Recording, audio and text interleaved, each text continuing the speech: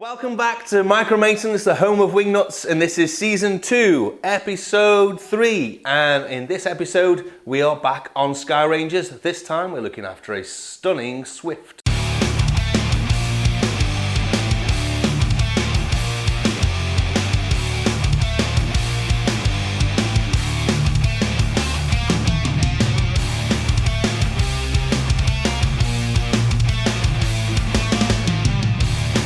So this week we are looking at a Skyranger Swift. It's no secret we love Skyrangers here at Micro Maintenance. This is a older of the classics that was turned into a Swift, and it was brought into us by Mark, who'd been watching our channel and thought that we were the maintenance centre for him. Anyway, Mark wanted a 1,000-hour airframe service doing to his aircraft, which we'll get onto on what's required on there in a moment. He also wanted some engine work, and we also wanted to surprise him with some amazing decals. The 1,000-hour service itself is quite a routine operation. There are a number of component parts that need to be switched out, mainly the load-bearing bolts in the leading edge, trailing edge, and in the struts, and also where the cables attach to the stick pivot point. So yeah, there's a number of parts that need to be replaced, also in the wing. However, this aircraft had already had the wing parts changed, so all we needed to do was look after the airframe side of things. Whilst it was in with us, it was easy for us to peel back the skin so we could have a really good look at the airframe and see what was going on with the tubes, make sure there was no corrosion, and making sure that the aircraft was perfect for when it left us. Anyway, this is our Skyranger Swift, Episode 3. We hope you enjoy it, and I'll see you on the other side. Here's Michelle, eyeing up her next project. Morning Mark, good to meet you. Hope, just to confirm work that I forgot to mention, but previous email, new rubber engine mounts, I've ordered those, including the Flylight brace, I've ordered that. Between upper and lower engine side, relocate ignition modules to cabin side of the firewall. Now I've not had the lid off yet.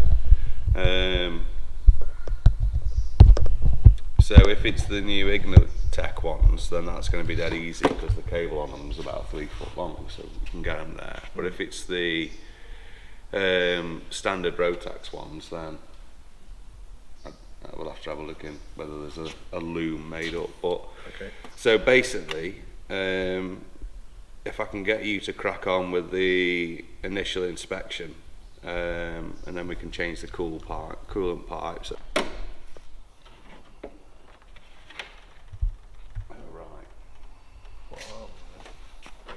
Well, the customer has asked to move these ignition modules to the inside, cabin side of the firewall. Again, we're faced with so many different challenges, it's hard to stay current, which is why we seem to spend more time on the internet and faces buried into manuals and what have you, to make sure that we're doing it right.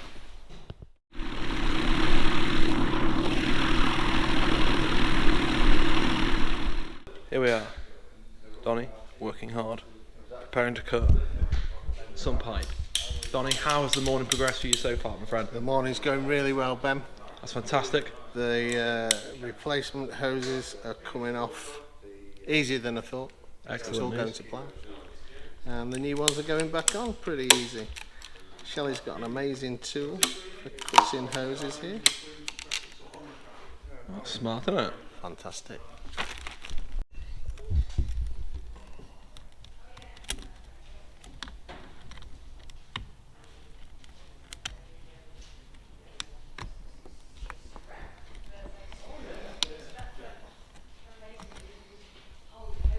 Ta-da! Mark, new plane, new week. How's it going so far, my friend? Yes, well, we've had a busy week, so as always, and I'm dropping on this one today. So the Donny and Shelley have been working on the engine for the best part of the week. We've just stalled, we're just waiting on some coolant pipes that we're swapping over. Engine mounts have been done, fuel lines, and basically all the rubber components being swapped on this one. But I'm scheduled to do 2 jobs on this particular airframe. One is the 1,000-hour service, and I thought that'd be quite a useful one for you guys to see. The wings have already been done, so I'll try and point out what gets changed on a 1,000-hour airframe service. But what we're going to do is we printed out the worksheet. So the worksheet you'll find in your Pilot Operating Handbook, and it's a great little worksheet to work through. It obviously lists the hours of varying things that need to be done. It's also a submittable document, so you can put it in your paperwork to show that you are having the correct airframe maintenance done. So there we go, routine airframe maintenance. And what we're looking for on this is the 1,000-hour schedule. So you see right at the back, there are a number of parts here that need to be swapped out. Replace wing fold spar, that's been done. Replace control stick pivot bolt. And replace control stick torque tube forward hinge bolt. So we got those. They're ready to go in. Probably the first thing that I'm going to do. We've also got a number of cables that need to be switched out. So we have a pair of rudder cables there to go in, and we have a set of elevator cables. So these are the ones. We're also going to be peeling the skin back, so we're going to so we can inspect the tubes. Now, not that we're suspect, but the customer has asked if we can replace the nylon saddle washers with some aluminium ones, which if I'd have been prepared, I would have had in my hand to show you, but I'm sure you'll see those. So yeah, big day today, lots going on, and we also have a special decal kit, which should be arriving. I can hear a car. Should be arriving now. Hey, oh. Here it is, as if by magic.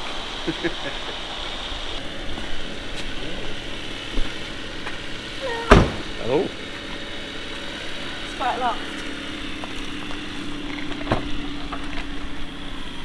Oh, neat. It's a good jigsaw puzzle for you. If you know, you know.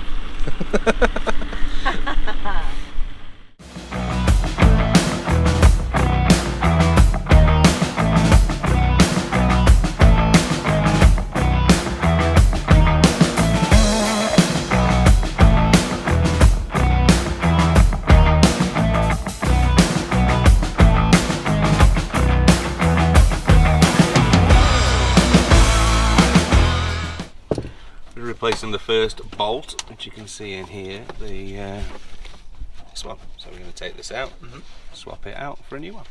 Ah, that's one of the ones you showed us earlier, isn't it? It is.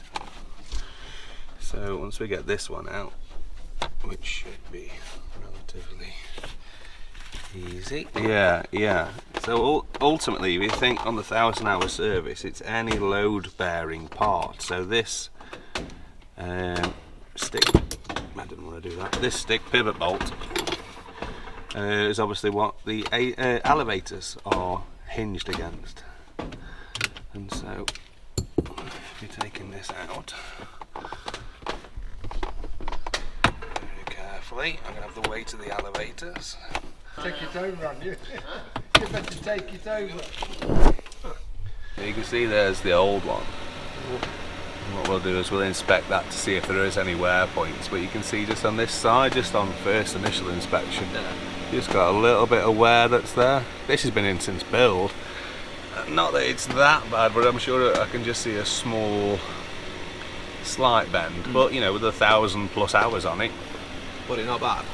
For those that don't know, primarily me and like one other person that watches this, what's the perks of the castellated nut versus a normal one? Is there a particular reason? Castellated nut you would always use in a position where the bolt has the tendency to maybe rotate, and so you put a castle nut in as opposed to a lock nut, because then you can put a cotter pin through there and it will stop the nut from moving. So anywhere where there's a rotation is where you use a castle nut. You could put, well, you wouldn't, but if you did put on like a nylon lock nut, there's a potential of it slowly working its way out. What are we up to, gents? We are removing the seats, so we can remove the top centre console, so we can remove the bolt at the front that goes through, so we've got to remove the entire stick column. Cool. What are we installing here, gents? Well, we're removing the old style toggle switch, which is a double pole isolator, and replacing it with a key switch. And so what we need to do is wire in the feed from the battery, the feed from the rectifier, and then the isolation to the rest of it. This is a full battery kill switch, so you can take a key out and no one can turn the battery master on. Are you playing? It's a great way of stopping a flat battery, and also gives you a good positive dead kill. So what we're doing is we're just mocking up the wiring, and then Donnie's going to have the lovely job of installing the switch. How you feeling about that, Donnie? Great. Donnie, my dear friend, how is it all proceeding, pal? It's all going well, Ben. I'm just not marking these up, so as I take them off I know which order to put them back on again. Yeah, I've got to say, like, from what little, and I stress little for those listening, that I've done, like, marking stuff up so you know where it goes is got to be the best piece of advice you can possibly do. Like, so thank you for everyone who told me that day one, because I have a horrendous memory.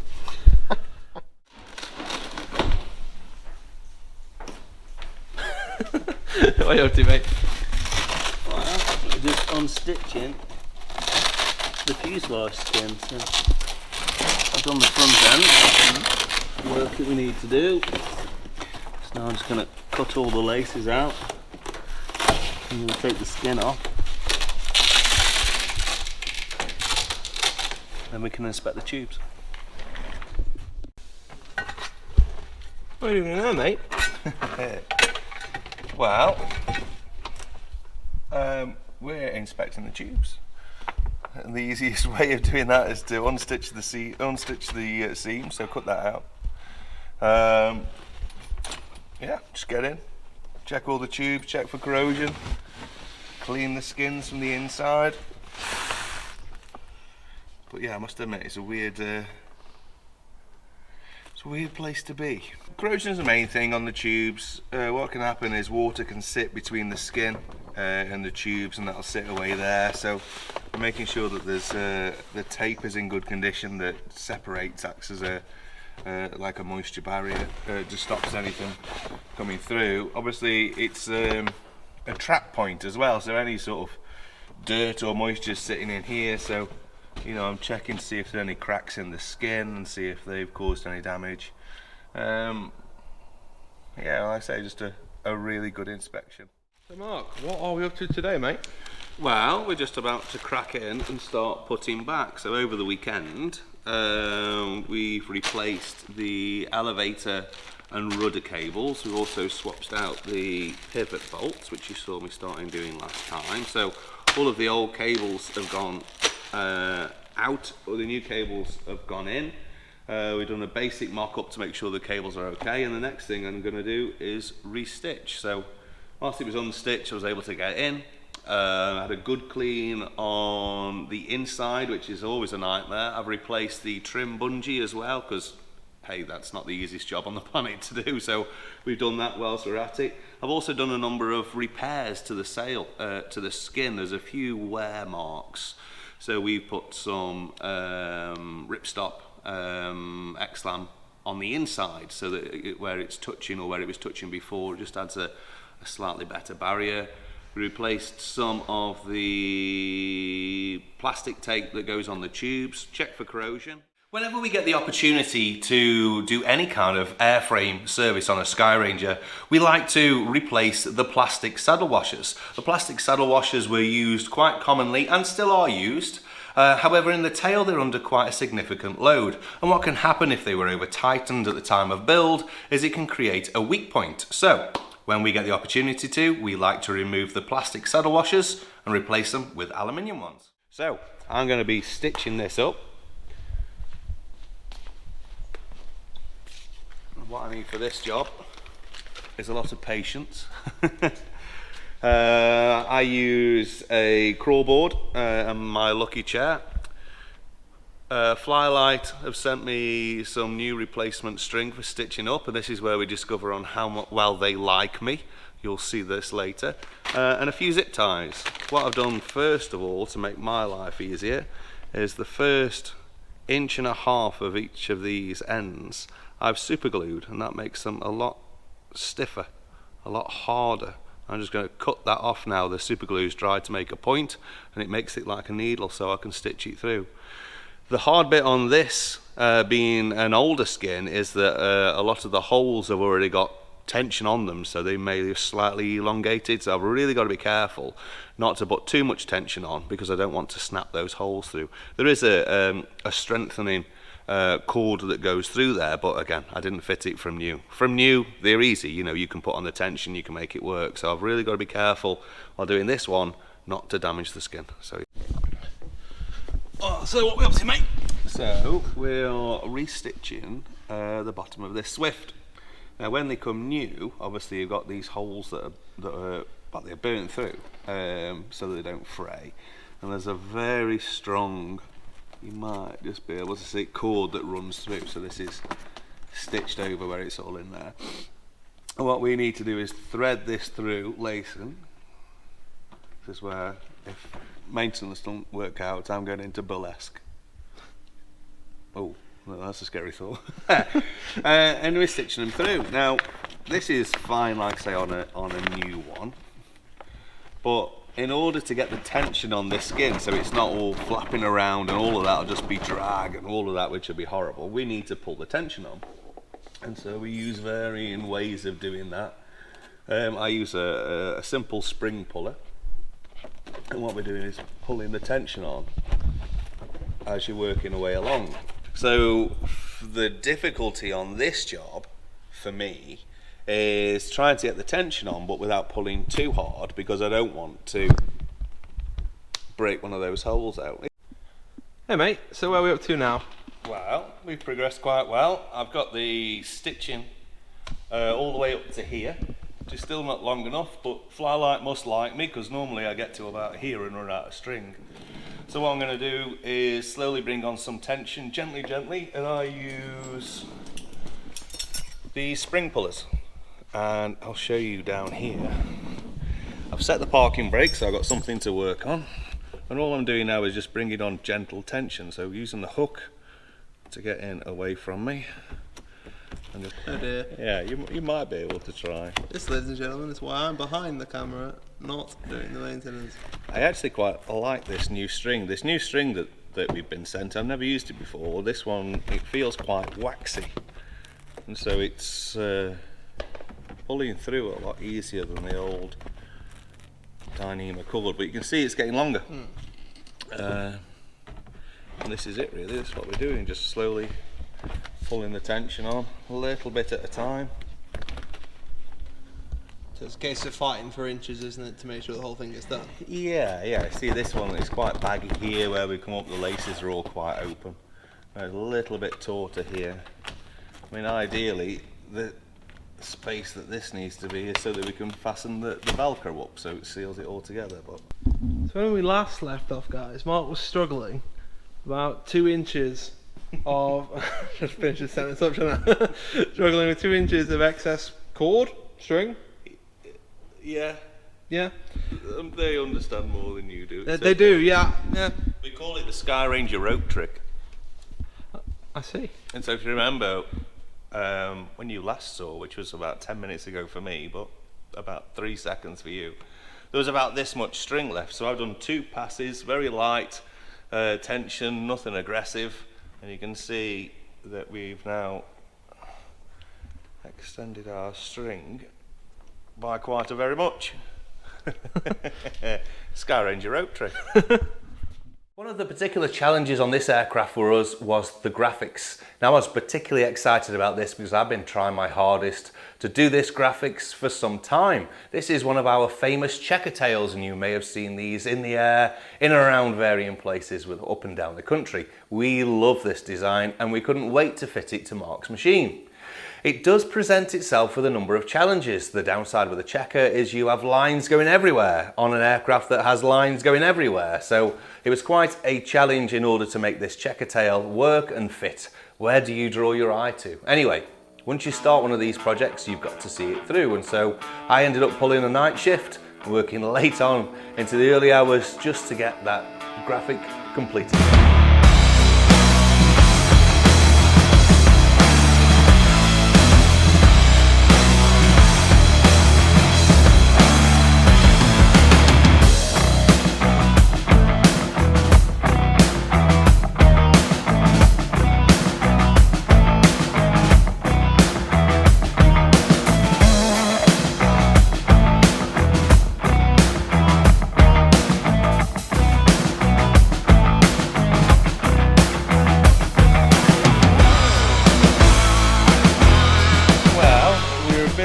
So I did this last night. I ended up pulling a bit of a night shift last night, which Doesn't sound like you on a day off. I know. But with time schedules and how busy we are, and with everything that's going on today, the only chance I'm going to be able to do the other side is tonight. So full day of work and then pulling another night shift. So I'm assuming this is something that you brought Michelle in for to help design this, right? To be honest, it's a recycled design. We made a few changes to make it slightly better. Obviously we've gone for the client's customers, but for me, that checker tail, that needs to be an off-the-shelf item. What do you think? Oh, I completely agree, yeah. See checker tail, think micro maintenance.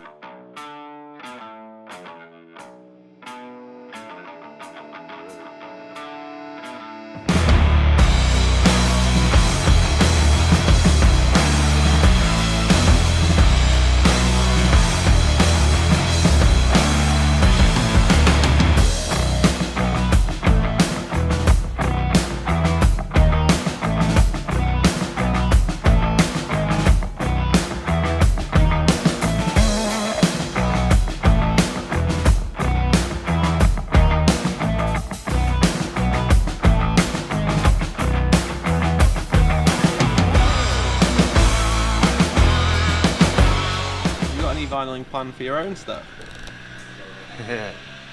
Yes. Such as? That would be telling at this stage in the game. Oh, come now, our audience is keen to find out what wonderful secrets you have. For me, I like different. I like not only that no one's got that design, that even in some degree, I mean, like this one, you know, they're ballsy. You know, you've really got to want this design. It's not like, oh, shall I have a checker tail? It's like, I want a checker tail, you know. And I like that most of all because it's a statement piece as opposed to just some stripes on a plane, you know. Yeah, that's what I like about plane artwork. It's also pretty cool as an identifier as well, though, isn't it? It's like you wouldn't mistake this for any other aircraft. Oh god, yeah. You could park this in the car park at Popham and you'd see it. So the tail is coming back together, mate. Yes, we're getting there, mate. Very much on the home straight. What's the next job for you? Well, we're get the elevators on, make sure the cables are all unsnagged and there's no issues in the